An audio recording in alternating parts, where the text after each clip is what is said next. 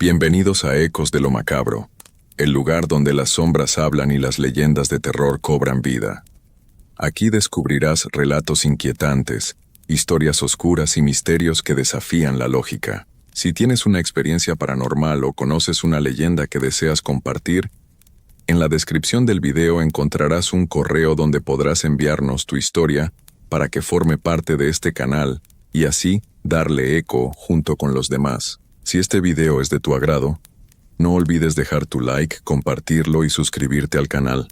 De esa forma podremos llevar más historias escalofriantes a muchas más personas. Ahora, sin más que decir, apaga las luces, ponte cómodo y sube el volumen. Dicen por ahí, entre los que conocen los rincones olvidados de Hidalgo, que hay lugares donde el tiempo no corre igual, pueblos que parecen atrapados en otra época, donde la niebla nunca se va del todo y las noches son más largas de lo normal. Uno de esos lugares se llama Las Peñas. No lo vas a encontrar en el GPS de tu celular. Tampoco hay señal cuando te acercas. Los letreros en la carretera están tan viejos y borrosos que casi ni se leen. Y si le preguntas a la gente de los pueblos cercanos cómo llegar, te van a decir que mejor no vayas. Que ahí pasan cosas. Que ahí vive algo que no debería existir.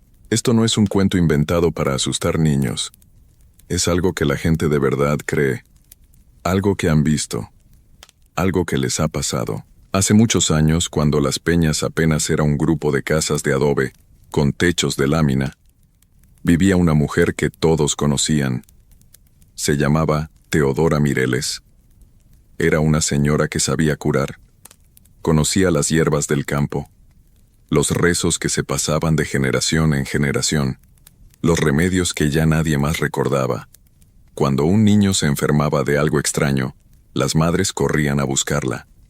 Cuando alguien tenía mal de ojo o un susto muy fuerte, ella sabía qué hacer. La gente la respetaba. Algunos hasta le tenían miedo, pero ese miedo era distinto. Era el miedo que se le tiene a alguien poderoso, alguien que conoce secretos que los demás no entienden. Porque Teodora no solo curaba, también sabía cuándo iba a llover. Sabía cuándo alguien iba a morir. Y lo más raro de todo es que nunca envejecía. Los años pasaban, las personas se arrugaban y se encorvaban, pero ella seguía igual, siempre con el mismo rostro, siempre con la misma mirada profunda. Algunos decían que el don le venía de su abuela, otros juraban que hablaba con cosas que no se ven, que en las noches, cuando todos dormían, se escuchaban voces saliendo de su casa, voces que no eran humanas, pero nadie se atrevía a decirle nada, porque al final, todos la necesitaban. Hasta que llegó esa noche de noviembre, una mujer del pueblo, joven y asustada, llegó corriendo a la puerta de Teodora. Estaba embarazada y el parto se había adelantado. Venía sola, sudando, con los ojos muy abiertos del dolor. Teodora la recibió como siempre, con calma, y la metió a su casa. Cerró la puerta, y ahí adentro empezó todo. Los gritos se escucharon por horas. Eran gritos de dolor, de miedo, de algo que no estaba saliendo bien. La gente del pueblo se juntó afuera, nerviosa, esperando. Algunos rezaban. Otros solo miraban la puerta cerrada con desconfianza. Y cuando por fin todo se quedó en silencio, la puerta se abrió. La mujer salió pálida, temblando, con los ojos rojos de tanto llorar. En sus brazos no había nada. El bebé había nacido sin vida. Teodora salió después, limpiándose las manos con un trapo. Su cara estaba seria, cansada. Intentó explicar que a veces las cosas pasan así, que no siempre se puede hacer nada, pero la madre no la dejó hablar. Con la voz rota por el llanto, la señaló con el dedo y gritó algo que cambió todo. Dijo que Teodora lo había hecho a propósito, que le había quitado al bebé, que era una bruja. Esa palabra se regó como pólvora. Bruja. La gente empezó a murmurar, a recordar cosas raras, a juntar miradas de sospecha, y en cuestión de horas, todo el pueblo estaba en su contra. Esa misma noche, un grupo de hombres se reunió en la plaza. Trajeron antorchas, palos, piedras. Estaban furiosos. Decían que Teodora había engañado a todos, que su poder no venía de Dios sino del diablo, que había que detenerla antes de que hiciera más daño.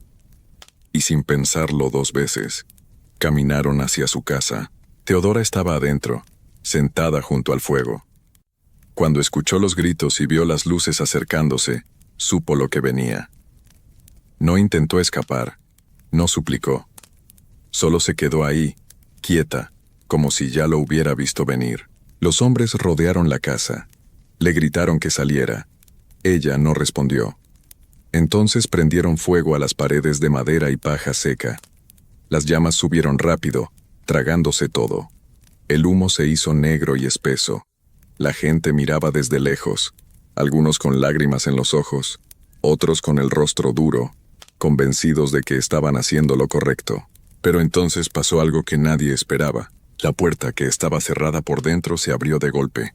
Y de entre las llamas salió Teodora. Caminaba despacio, con la cabeza en alto. Su ropa estaba intacta.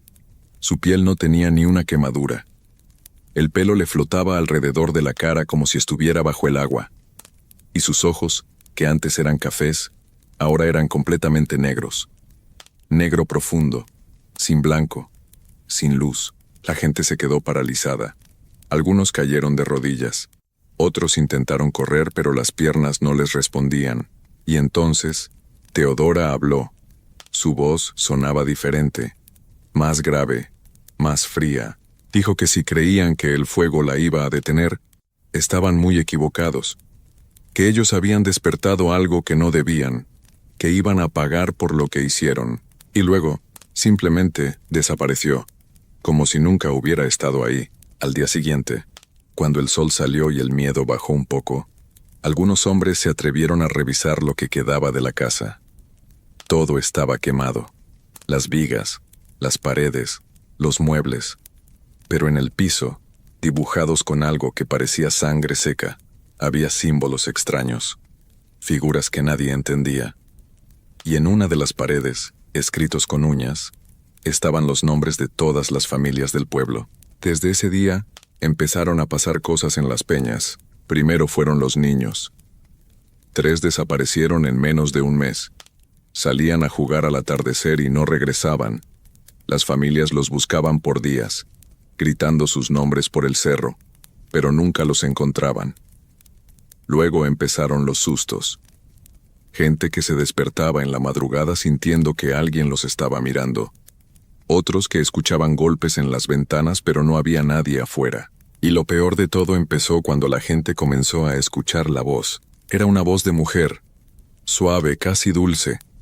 Sonaba como cuando una madre llama a su hijo con cariño. Pero venía del cerro, de la oscuridad, de lugares donde no debería haber nadie. Y siempre decía lo mismo: ven, yo te cuido. Al principio solo la escuchaban los que andaban solos de noche. Después empezó a llegar hasta las casas. Tocaba en las ventanas. Llamaba a la gente por su nombre.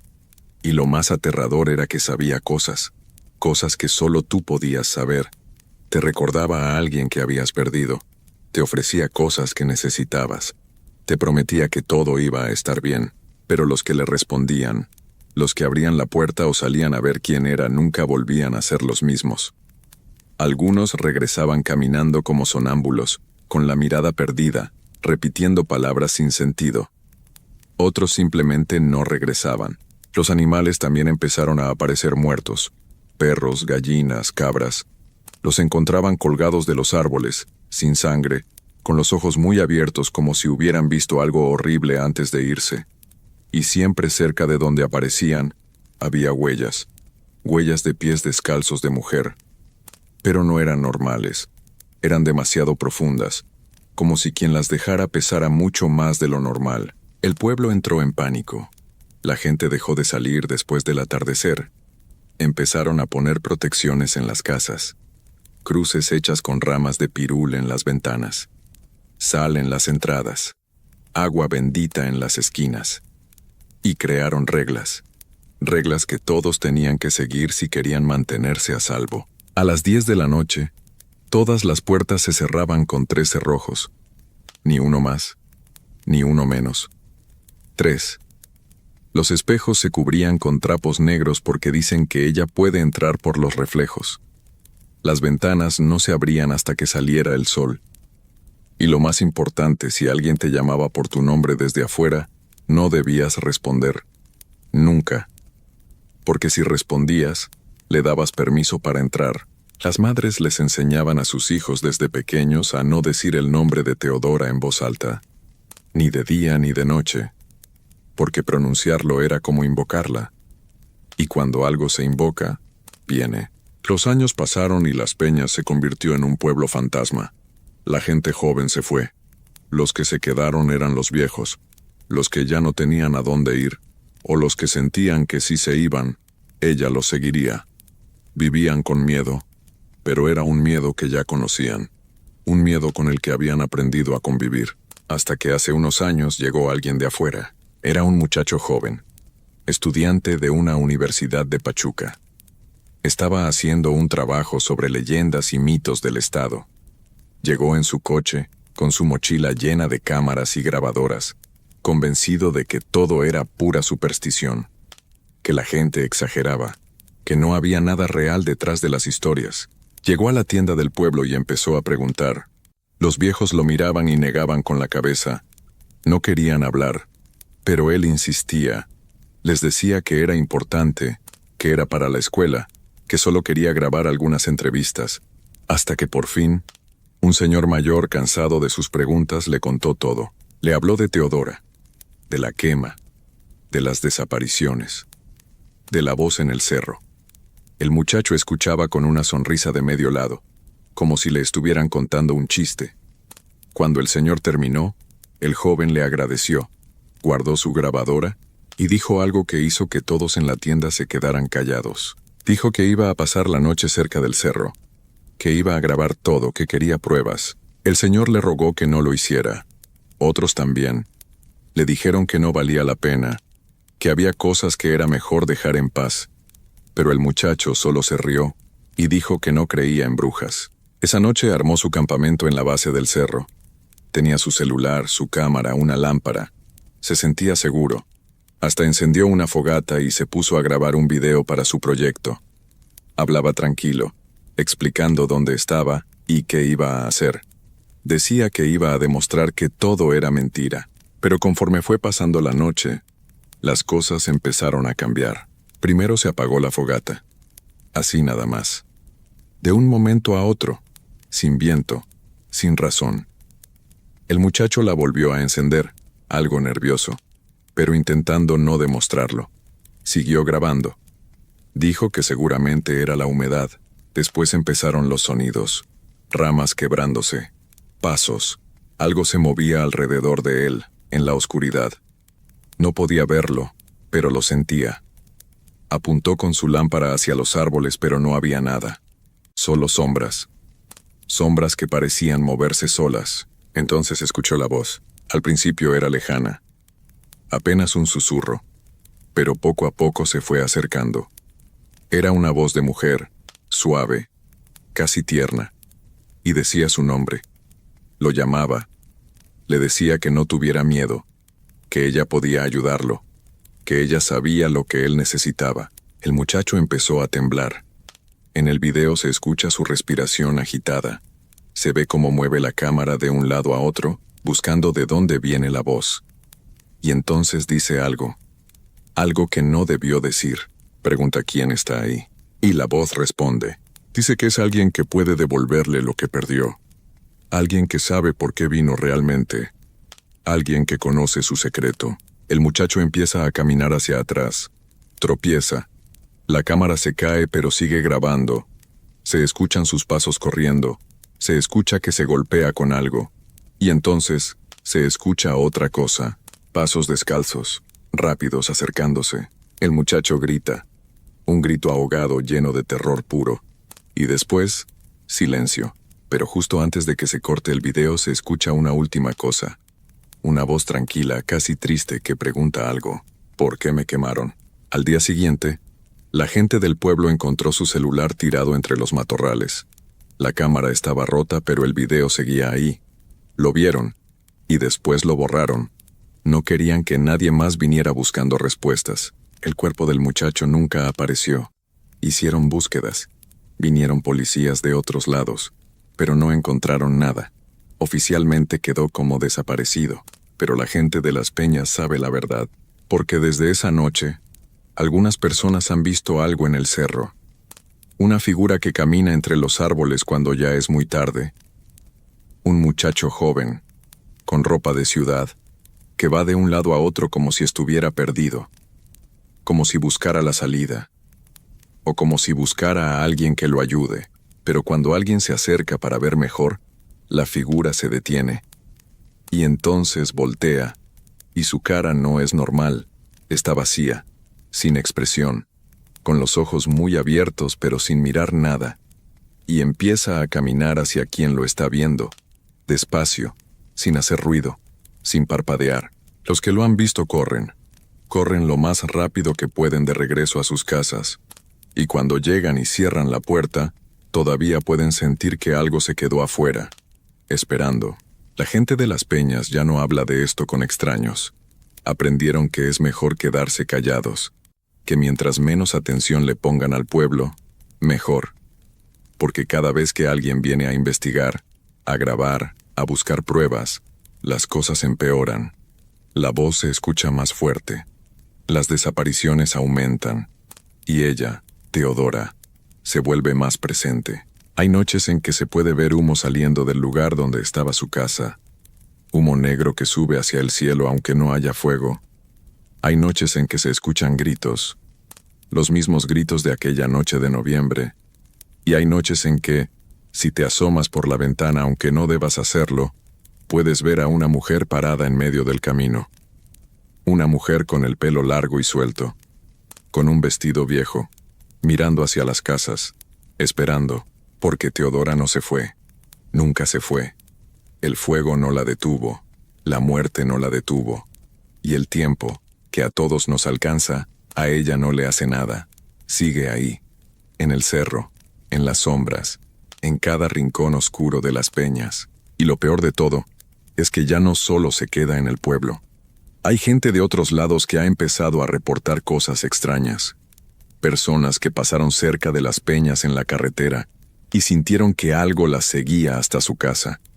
Que escucharon golpes en sus ventanas en medio de la noche. Que vieron a una mujer parada en su jardín, mirándolos, sin moverse, porque una deuda de fuego no se olvida. Y una venganza que empezó hace tantos años no tiene por qué terminar. Teodora fue quemada por gente que creyó estar haciendo lo correcto, por gente que tuvo miedo, por gente que la necesitaba, pero que la traicionó cuando las cosas se pusieron difíciles. Y ahora ella cobra, uno por uno, familia por familia, generación por generación.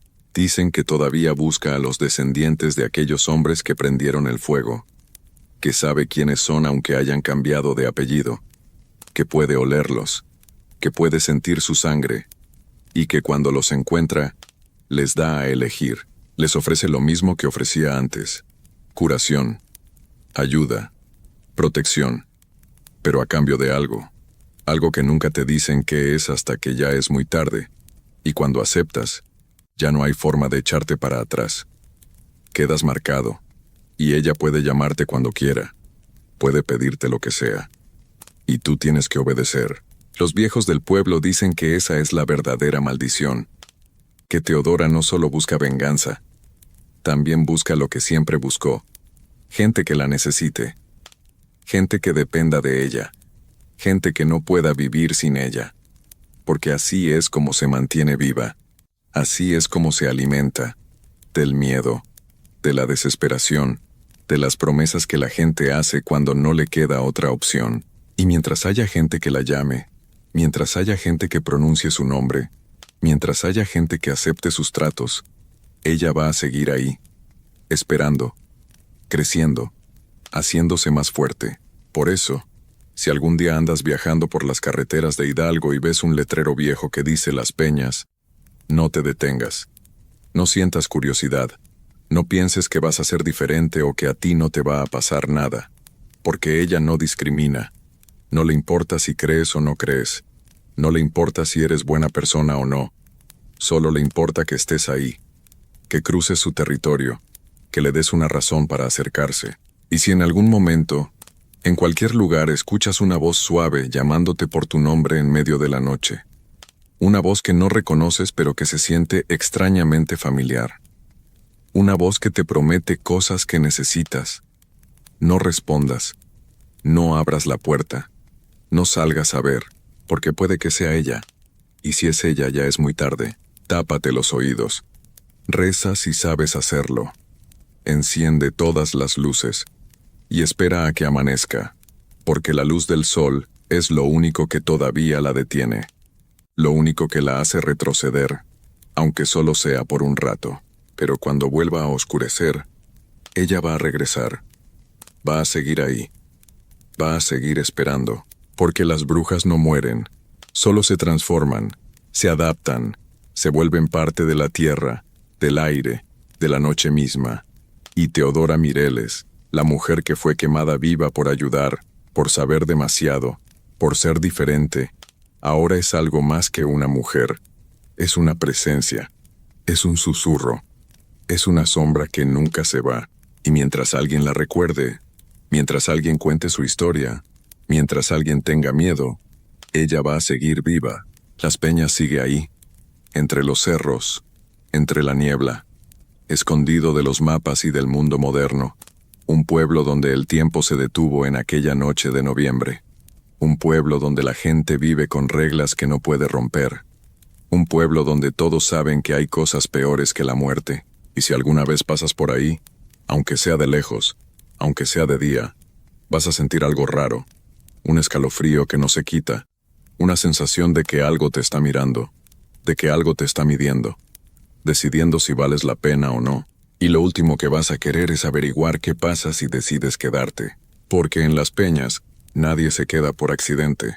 Y los que se quedan nunca se van. Al menos no como llegaron. Dicen que en el pueblo de los Encinos hay una regla que nadie rompe.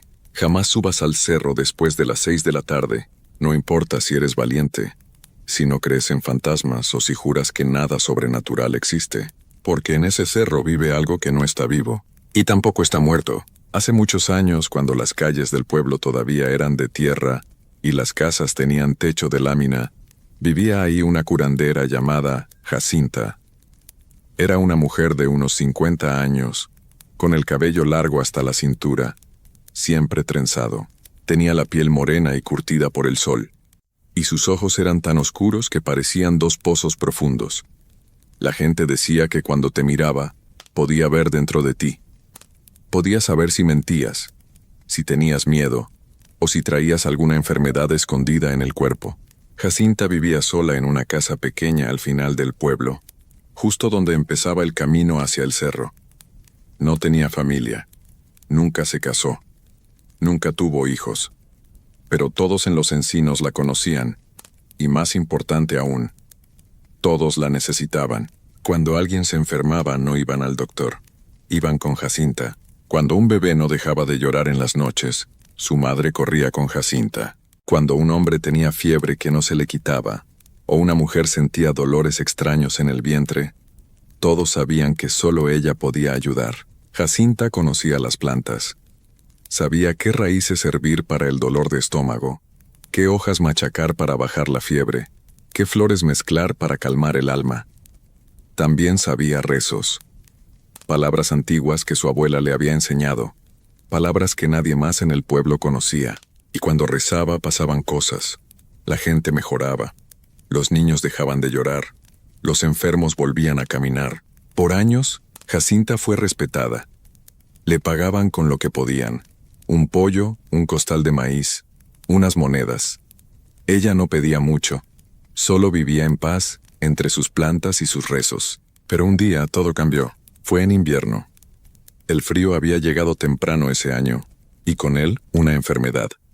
Primero fue don Abundio, el del molino, que empezó a toser sangre. Luego doña Petra, que no podía levantarse de la cama. Después los niños de la escuela, uno tras otro, cayendo con fiebre alta y escalofríos. La gente acudió a Jacinta como siempre. Ella preparó tés, hizo limpias, rezó durante horas. Algunos mejoraron, otros no. Y entonces murió el niño. Se llamaba Toño. Tenía apenas 7 años. Era hijo de don Macario y doña Licha, los dueños de la tienda. Un niño sano, alegre, que jugaba con los demás en el patio de la iglesia. Pero la enfermedad lo golpeó fuerte. En 3 días la fiebre lo consumió. Dejó de comer, dejó de hablar. Sus ojos se pusieron vidriosos. Jacinta fue a verlo. Trajo todas sus plantas, todos sus remedios. Rezó junto a su cama durante toda una noche. Pero al amanecer, el niño ya no respiraba. El pueblo entero lloró. Pero el llanto pronto se convirtió en algo más oscuro, en algo peligroso.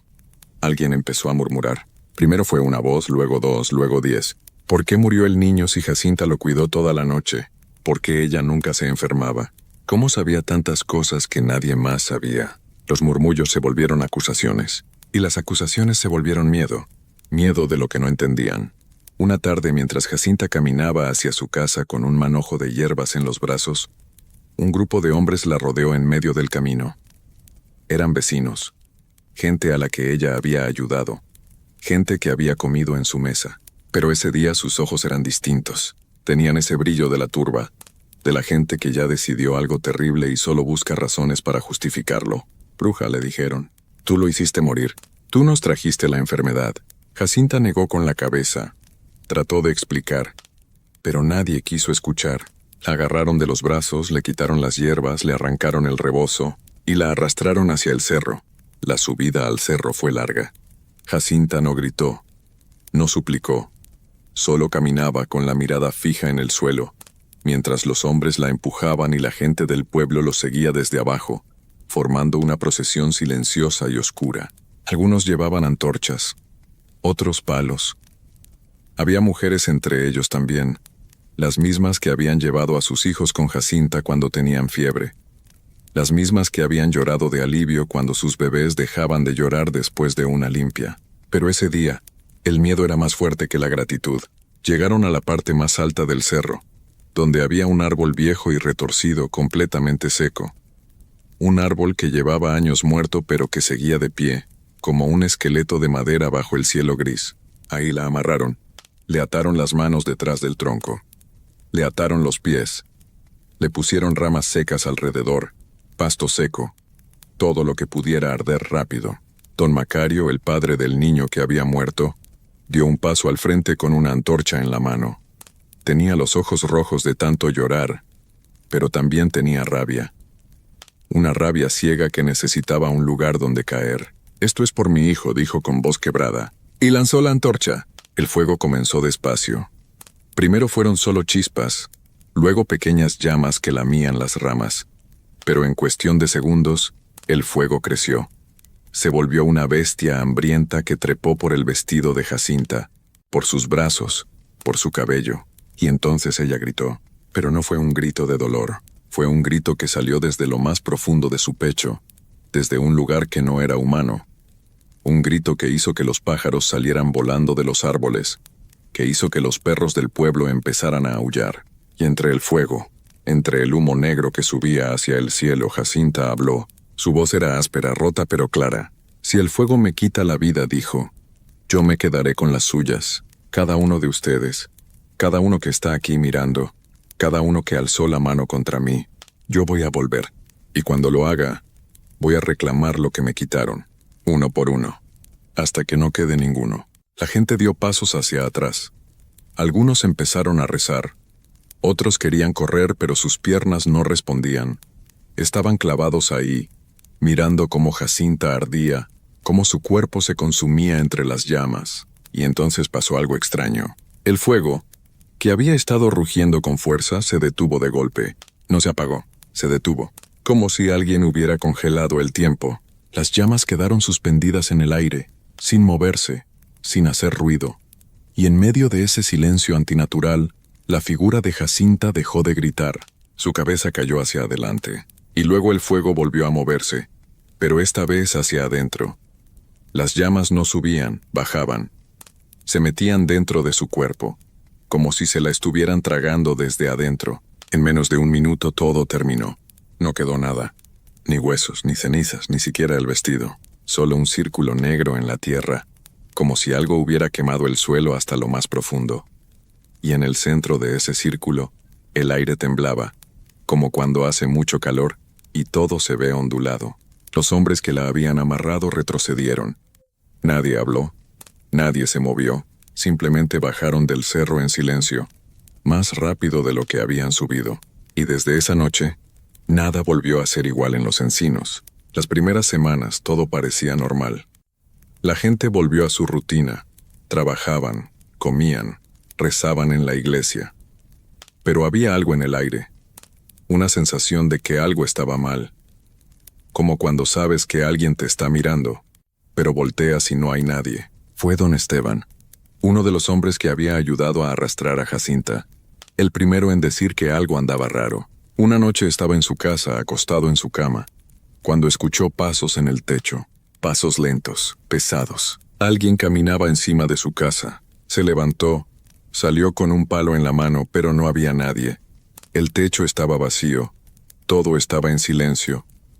Volvió a entrar, se acostó otra vez, y los pasos volvieron, esta vez más cerca, como si estuvieran justo encima de su cabeza. Don Esteban no durmió esa noche, ni la siguiente ni la otra. A la semana ya tenía los ojos hundidos y caminaba como un muerto. La gente empezó a notar, pero cuando le preguntaban qué le pasaba solo decía, «Me está buscando». 2 semanas después don Esteban desapareció. Salió de su casa una mañana temprano. Dijo que iba al campo. Nunca volvió. Lo buscaron por todos lados, en el río, en los caminos, en las barrancas, nada, ni rastro, ni ropa, ni huellas. Pero cuando subieron al cerro, encontraron algo. Otro círculo negro en la tierra, justo al lado del primero. Y ahí fue cuando empezó el verdadero miedo. Después de lo que pasó con don Esteban, la gente empezó a hablar, en voz baja, en las esquinas, en los patios cuando creían que nadie los escuchaba. Todos sabían que la maldición era real, y todos sabían que apenas estaba comenzando. Don Fermín, el que había llevado las ramas secas para el fuego, empezó a tener pesadillas. Soñaba que estaba en su cama, inmóvil, y que alguien entraba a su cuarto. Una figura oscura, con el vestido quemado, que se acercaba despacio, muy despacio, hasta quedar parada junto a él. Y aunque no podía verle la cara porque no tenía cara, sabía que era ella. Sabía que era Jacinta. En el sueño ella extendía la mano, una mano con los dedos largos y negros como carbón, y la ponía sobre su pecho. Y él sentía cómo el aire se le escapaba, cómo sus pulmones dejaban de funcionar, cómo todo su cuerpo se volvía pesado, frío, muerto. Despertaba gritando empapado en sudor. Pero lo peor no era el sueño. Lo peor era que cada mañana cuando se levantaba, encontraba marcas en su pecho. Marcas de dedos, como si alguien realmente lo hubiera tocado durante la noche. Don Fermín dejó de dormir. Se quedaba sentado en una silla con una vela encendida toda la noche. Pero no sirvió de nada. Una madrugada su esposa despertó porque sintió frío. Volteó hacia donde estaba su marido y lo vio sentado en la silla, con los ojos abiertos, mirando hacia la puerta. Lo llamó, no respondió. Se acercó. Le tocó el hombro. Estaba helado. Don Fermín había muerto sentado, con los ojos abiertos mirando algo que solo él podía ver, y cuando revisaron su cuerpo, su pecho estaba cubierto de marcas. Docenas de huellas de dedos, todas negras, como si lo hubieran quemado desde adentro. Nadie quiso hablar de lo que eso significaba, pero todos lo sabían. Jacinta había vuelto por el segundo. Las semanas pasaron, y el miedo en los encinos se volvió algo que podías tocar, algo que estaba en el aire como el polvo. La gente dejó de salir de noche. Cerraban sus puertas con tranca, tapaban las ventanas, rezaban el rosario completo antes de dormir, pero nada de eso servía, porque Jacinta no necesitaba puertas para entrar. Doña Marta, la que había gritado más fuerte ese día en el cerro, empezó a escuchar cantos. Eran cantos en un idioma que no conocía, palabras viejas, rasposas, que venían de ninguna parte y de todas partes al mismo tiempo. Los escuchaba en la madrugada, cuando todo el pueblo estaba dormido. Los escuchaba mientras cocinaba. Los escuchaba mientras barría el patio. Y cada vez los cantos estaban más cerca. Una noche, los escuchó justo afuera de su ventana. Se asomó, con el corazón latiéndole tan fuerte que sentía que se le iba a salir del pecho. No había nadie, pero cuando cerró la ventana y volteó, ahí estaba, una mujer parada en medio de su sala, vestida de negro, con el cabello largo hasta el suelo, tan negro que parecía tragarse la luz de la vela, y donde debía estar su cara, solo había oscuridad. Un vacío. Nada. Doña Marta quiso gritar, pero no le salió la voz. La figura levantó una mano señalándola, y entonces doña Marta sintió algo en su garganta, como si manos invisibles la estuvieran apretando, cortándole el aire. Cayó de rodillas, tratando de respirar, arañándose el cuello, pero no había nada ahí. Solo la presión, solo el dolor. Al día siguiente la encontraron sus hijos. Estaba tirada en el suelo de la sala con los ojos desorbitados y marcas moradas alrededor del cuello. Marcas de dedos, 3 desapariciones, 3 círculos negros en el cerro. Y la gente empezó a entender el patrón. Cada uno de los que había estado ahí esa noche, cada uno que había ayudado, cada uno que había visto y no hizo nada, estaba en la lista. Jacinta los estaba reclamando uno por uno, pero lo más aterrador no era eso. Lo más aterrador era que los niños del pueblo empezaron a verla. Los niños que siempre ven cosas que los adultos no pueden ver, empezaron a señalar hacia el cerro y decir, ahí está la señora. Decían que la veían caminar entre los árboles, con el vestido ardiendo pero sin quemarse. Decían que se peinaba el cabello con los dedos, sentada en una roca, mirando hacia el pueblo. Y cuando los niños le hablaban, ella volteaba, pero no tenía cara, solo un hueco negro profundo, vacío. Los padres les decían que era su imaginación, que no dijeran tonterías, pero en el fondo todos sabían que los niños nunca mienten sobre esas cosas. Y entonces pasó algo que terminó de romper al pueblo. Don Macario, el padre del niño que había muerto, el que había lanzado la primera antorcha, empezó a perder la razón. Dejó de trabajar, dejó de comer. Se la pasaba sentado en la puerta de su casa mirando hacia el cerro, murmurando cosas que nadie entendía. Su esposa, doña Licha, trató de ayudarlo. Trató de hacerlo entrar, de darle de comer, de rezar con él. Pero don Macario ya no estaba ahí. Su cuerpo sí, pero su mente se había ido a otro lugar. Una noche, se levantó de la cama mientras todos dormían. Salió de su casa descalzo, en pijama, y empezó a caminar hacia el cerro. Su esposa despertó, lo vio salir, corrió detrás de él gritando su nombre. Pero don Macario no volteó. Seguía caminando como si algo lo estuviera jalando, como si no tuviera control sobre sus propias piernas. Subió al cerro. Doña Licha lo siguió, llorando, suplicándole que regresara. Pero cuando llegó a la cima, don Macario ya estaba parado en el centro del círculo negro, el mismo círculo donde habían quemado a Jacinta, y ahí, frente a él, estaba ella, la figura sin rostro, el vestido quemado, el cabello negro cayendo como una cortina de noche. Doña Licha gritó, corrió hacia su marido, pero no pudo llegar. Algo la detuvo, como si hubiera un muro invisible, y tuvo que quedarse ahí, viendo cómo Jacinta extendía los brazos hacia don Macario. Él no se resistió, solo se dejó abrazar, y entonces, frente a los ojos de su esposa, el cuerpo de don Macario empezó a desvanecerse, como humo, como ceniza. Se fue deshaciendo, pedazo por pedazo, hasta que no quedó nada, solo otro círculo negro en la tierra. Y Jacinta, la bruja sin rostro, volteó hacia doña Licha. La miró, aunque no tenía ojos, y luego desapareció en el aire, como si nunca hubiera estado ahí. Doña Licha bajó corriendo, llorando, gritando. Le contó a todo el pueblo lo que había visto. Algunos le creyeron. Otros dijeron que se había vuelto loca de tanto sufrir. Pero todos, absolutamente todos, dejaron de subir al cerro después de las 6 de la tarde, porque ahora sabían la verdad. Jacinta no había muerto, solo había cambiado de forma, y seguía cazando. Pasaron los años, uno tras otro, como las páginas de un libro maldito que nadie quería seguir leyendo, pero que tampoco podía cerrar. Los que habían estado en el cerro aquella noche fueron desapareciendo. Algunos murieron en su cama, con los ojos abiertos y el rostro congelado en una expresión de terror. Otros simplemente se esfumaron. Salieron de sus casas una mañana y nunca regresaron.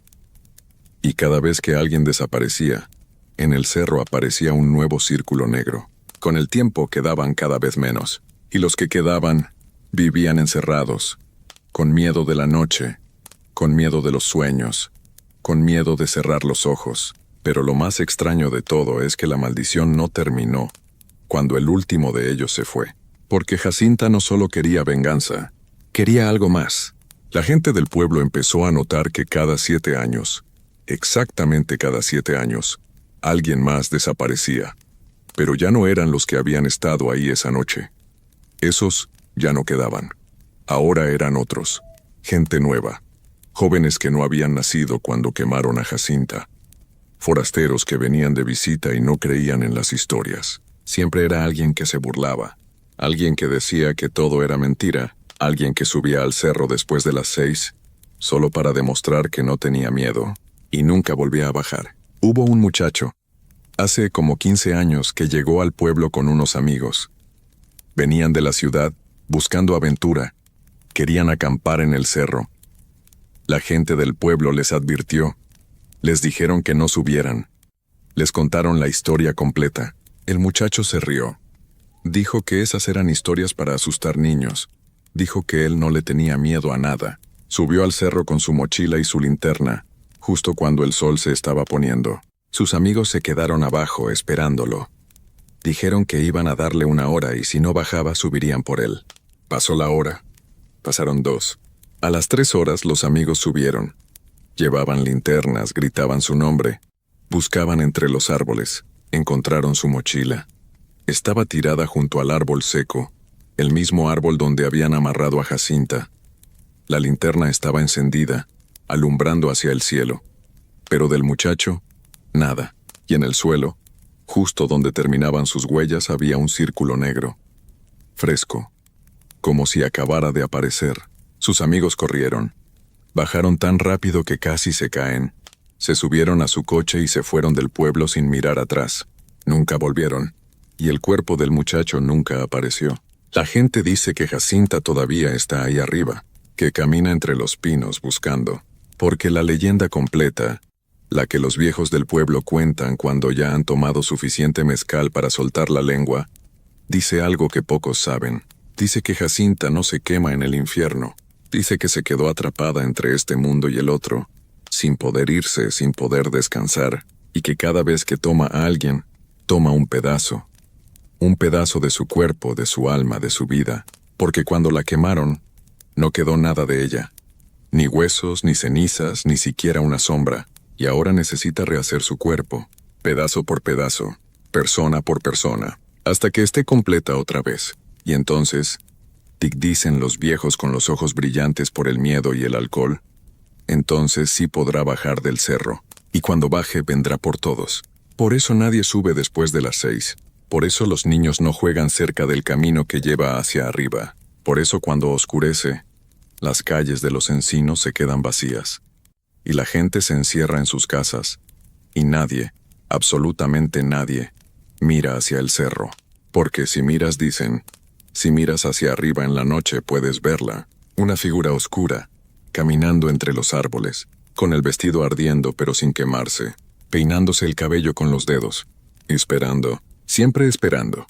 Y si eres de los que no creen, si eres de los que piensan que todo esto es solo una historia para turistas, para asustar a los niños, déjame decirte algo. Hay gente que todavía vive en los encinos. Gente que nació ahí, que creció ahí, que ha visto cosas que no puede explicar, y todos, absolutamente todos, te dirán lo mismo. Nunca, jamás, por ninguna razón, subas al cerro después de las 6 de la tarde, porque si lo haces, si decides ignorar la advertencia, si crees que eres diferente, que eres más fuerte, que nada va a pasarte, puede que sientas algo extraño, puede que escuches pasos detrás de ti, pasos lentos, pesados, pero cuando voltees no va a haber nadie, y ese es el primer error. Porque si los pasos no tienen eco, si suenan huecos, como si alguien caminara sobre tierra quemada, entonces ya es demasiado tarde, porque Jacinta ya te encontró. Y cuando eso pasa, cuando ella pone sus ojos sin ojos sobre ti, cuando extiende su mano de dedos largos y negros como carbón, ya no hay forma de escapar. Tu nombre se sumará a la lista. Tu cuerpo nunca aparecerá. Y en el cerro, entre los pinos, junto al árbol seco, aparecerá un nuevo círculo negro. Uno más, siempre uno más. porque la bruja de los encinos no descansa, no perdona y no olvida. Así que la próxima vez que pases cerca de un cerro, de cualquier cerro, cuando ya esté oscureciendo y el aire se sienta pesado y frío, y escuches pasos detrás de ti, no voltees, sigue caminando. Rápido, muy rápido, porque podría ser ella, caminando sin rostro, buscando el tuyo. Y si te atrapas y logra ponerte la mano encima, te convertirás en parte de ella, un pedazo más de su cuerpo incompleto, un pedazo más de su maldición eterna. Esta es la historia de Jacinta, la bruja de los encinos, una historia que la gente del pueblo conoce desde hace generaciones, una historia que no es solo una historia, porque en los encinos todos saben que las leyendas existen por una razón, y que algunas maldiciones nunca terminan, solo esperan, ahí arriba, en el cerro, entre las sombras, esperando al próximo que se atreva a subir, al próximo que no crea, al próximo que piense que está a salvo. Porque en los encinos hay una regla que nadie rompe. Jamás subas al cerro después de las 6 de la tarde. Y ahora ya sabes por qué.